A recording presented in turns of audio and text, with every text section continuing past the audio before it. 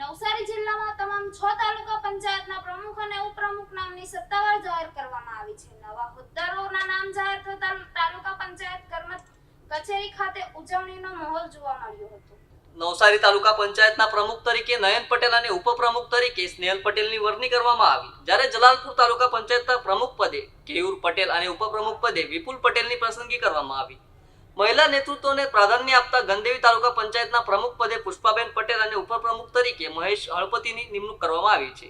ચીખલી તાલુકા પંચાયતના પ્રમુખ તરીકે રશ્મિકાબેન પટેલ અને ઉપપ્રમુખ તરીકે તેજસ પટેલની જવાબદારી સોંપવામાં આવી. આ તરફ ખેરગામ તાલુકા પંચાયતના પ્રમુખ તરીકે હંસાબેન દેસાઈ અને ઉપપ્રમુખ તરીકે મુકેશ પટેલની પસંદગી કરવામાં આવી, જ્યારે વાંસદા તાલુકા પંચાયતના પ્રમુખ તરીકે કૌશિક પટેલ અને ઉપપ્રમુખ તરીકે અજય ગામિતની વરણી કરવામાં આવી હતી. પ્રમુખ અને ઉપપ્રમુખના નામ જાહેર થતાં જ તાલુકા પંચાયત કચેરીઓ બહાર ભાજપના કાર્યકરો દ્વારા ફટાકડા ફોડી મીઠાઈ વહેંચી અને પુષ્પગુચ્છ આપી ઉજવણી કરવામાં આવી હતી. નવા પદાધિકારીઓએ વિકાસના કાર્યોને વધુ ગતિ આપવાની અને જનતાની અપેક્ષાઓ પર ખરા ઉતરવાની ખાતરી વ્યક્ત કરી હતી. હવે જિલ્લાની આ નવી ટીમ ગ્રામ વિકાસ, રસ્તા, પાણી, આરોગ્ય અને શિક્ષણ જેવા મુદ્દાઓ પર કેટલું અસરકારક કામ કરે છે તેના પર સૌની નજર રહેશે. આજે નવસારી જિલ્લામાં અને અન્ય જિલ્લાઓમાં તાલુકા પંચાયતના પ્રમુખ અને ઉપપ્રમુખની વરણીની ગઈકાલથી પ્રક્રિયા ચાલતી હતી. ગઈકાલે ફોર્મ ભરાયા હતા. પ્રદેશની ગાઈડલાઈન પ્રમાણે 5 જેટલા લોકોની નિયુક્તિ થતી હોય છે: પ્રમુખ, ઉપપ્રમુખ, સ્ટેન્ડિંગ કમિટીના અધ્યક્ષ અને શાસક પક્ષના નેતા અને દંડક.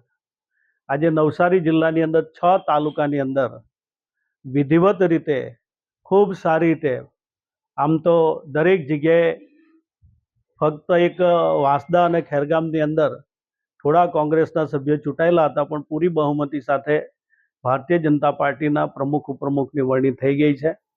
આવનારા દિવસોમાં જે રીતે માનનીય મુખ્યમંત્રી શ્રી ભૂપેન્દ્રભાઈ પટેલ સાહેબ અને નાયબ મુખ્યમંત્રી શ્રી હર્ષભાઈ સંઘવીજી અને પ્રદેશ અધ્યક્ષ જગદીશભાઈ પાંચાલ અને ખાસ કરીને યશસ્વી પ્રધાનમંત્રી નરેન્દ્રભાઈ મોદી સાહેબની જે અપેક્ષા છે, દેશ વિકસિત થઈ રહ્યો છે, દેશ આત્મનિર્ભર બની રહ્યો છે, એમાં આ ટીમ એક નવી ઉર્જા સાથે આવનારા દિવસોમાં વિકાસના કાર્યમાં જોડાઈ જાય એ જ અપેક્ષાએ જ્યારે ખૂબ સારી ટીમ આ વખતે બની છે.